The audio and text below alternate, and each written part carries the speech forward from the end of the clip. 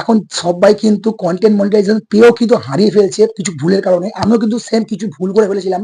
সেই কারণে কিন্তু ফেসবুক কন্টেন্ট মনিটাইজেশনের সেটআপটা কিন্তু নিয়ে নিয়েছিল না, কিন্তু বলবো ওইখান থেকে কিন্তু আর্নিংটা কম করে দিয়েছিল। দেখো আমি কিন্তু খুব টেনশনে ছিলাম এই বিগত 1.5 মাস ধরে। যাই হোক আমি কিন্তু এই কথাটা কাউকে বলিনি, কারণ এই দেখো এই কথাটা বললে কিন্তু কোনো কারোর কাছে লাভ হবে না। কারণ হচ্ছে যাই হোক এখন কন্টেন্ট মনিটাইজার কিন্তু সবাইকে দিচ্ছে না, আর যাদের দিচ্ছে তাদের কিন্তু খুব কি বলবো, যাদের নিজস্ব কন্টেন্ট কি বলবো আমি তোমাদের দেখিয়ে দেবো। আমি এইটা নিয়ে কিন্তু দেখো আমার পুরো লং ভিডিও কিন্তু ইউটিউবে আছে।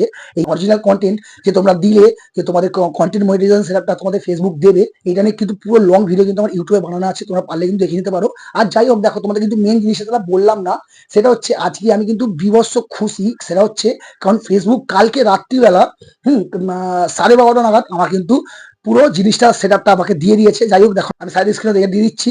আমার কালকে আমার নোটিফিকেশন দিয়েছিল, আমার কিন্তু আর্নিং এর জায়গাটা পুরো একদম কি বলবো একদম ওকে হয়ে গেছে।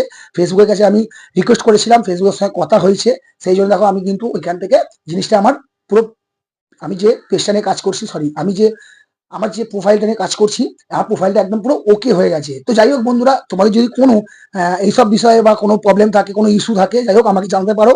আর যদিও বলবো, আর তোমাদের সব থেকে বড় কথা, আমাকে না জানি হোক, তোমাদের কিন্তু অবশ্যই কিন্তু তোমাদের কোনো পেজে বা প্রোফাইলে যদি কোনো গন্ডগোল থাকে, তোমরা অবশ্যই কিন্তু ফেসবুকের সঙ্গে কথা বলতে পারো।